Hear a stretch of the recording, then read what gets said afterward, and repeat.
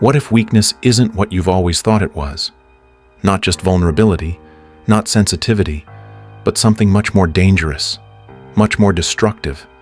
What if weakness, when left unexamined, becomes a kind of quiet disease, one that spreads, not because it cries out for help, but because it hides behind masks, because it lies? This isn't a weakness of the body, it's a weakness of the spirit, one that trades truth for comfort, one that rewrites virtue to justify failure. And if left unchecked, Nietzsche believed, it doesn't just destroy individuals, it destroys cultures. We're told to be kind, to understand, to pity the weak. But Friedrich Nietzsche saw something most people couldn't. He believed weakness wasn't just a flaw. It was a force, a reactive, contagious force. And when weakness refuses to face itself, it becomes resentment. When it lies about itself, it becomes manipulation. And when it creates moral systems to protect those lies, it becomes civilization, but not the kind worth living in. This is Nietzsche's radical insight. That weakness, when it chooses illusion over truth, becomes a danger not only to the self, but to others. Because it doesn't stay still. It reacts, it adapts, and it begins to moralize itself, rewriting reality so it can stay comfortable. Instead of saying, I failed, it says, success is evil. Instead of admitting, I envy, it says they're arrogant. Instead of growing stronger, it changes the definition of strength. This Nietzsche called the birth of resentment morality, also known as slave morality. In its earliest form, Nietzsche said morality came from the strong, the creators, the builders, the ones who dared, failed, tried again. They didn't ask permission to exist. They forged values based on what elevated life: strength, courage, excellence, willpower. But when the weak could not compete, something happened. They didn't rise. They reversed. They created a morality that flipped the script, a morality that said, humility is the highest virtue, obedience is divine, pride, sin, power, corruption, ambition, arrogance. This moral reversal was born not from wisdom, but from survival. When you cannot achieve something, and you lack the strength to admit that, you reframe it as evil. You say, they are bad for being powerful. I am good for being powerless. But that's not ethics. That's revenge in disguise. It's not truth. It's trauma.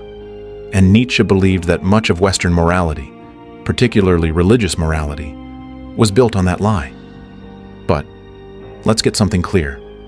Nietzsche didn't hate weakness. He hated dishonesty about weakness. We all have limitations. We all suffer. That's not the problem. The problem is when we pretend those limitations are virtues. When we call fear humility. When we call failure purity. When we call helplessness goodness. That's not self-awareness. That's self-deception. And the more we lie to ourselves about who we are, the less capable we are of ever changing. Because here's the hidden cost. When weakness lies, it doesn't just hide, it manipulates. It becomes passive-aggressive. It moralizes envy. It disguises judgment as virtue. Picture someone who plays the victim in every scenario, who refuses responsibility but demands sympathy, or someone who constantly critiques others' success while never taking risks themselves. This isn't just insecurity. It's a defense system, a psychological armor built from resentment. And the longer it stays, the more it infects everything. Weakness is no longer private. It becomes public. It becomes culture. It becomes law.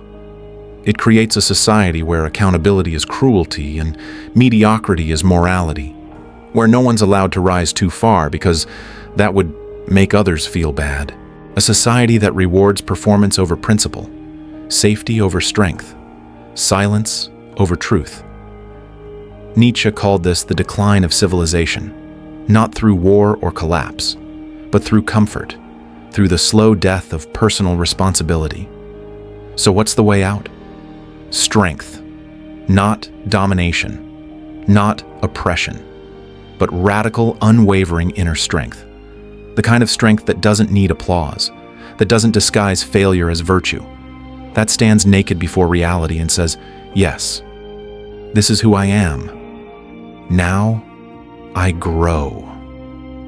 Strength begins the moment you stop lying to yourself. So how do you begin? You start by confronting the places where you've been dishonest, where you've chosen pity over progress, excuses over effort, blame over self-reflection. You ask, where have I resented others instead of improving myself? Where have I made morality a weapon instead of a compass? And you own it. That's the turning point. Not perfection, not pride, but ownership. Next comes action. Because strength isn't a mindset, it's a movement. It's a pattern of behavior, a way of living. It means showing up when it's inconvenient, admitting when you're wrong, letting go of the stories that keep you small. It means creating value instead of critiquing those who do. It means rising, not waiting.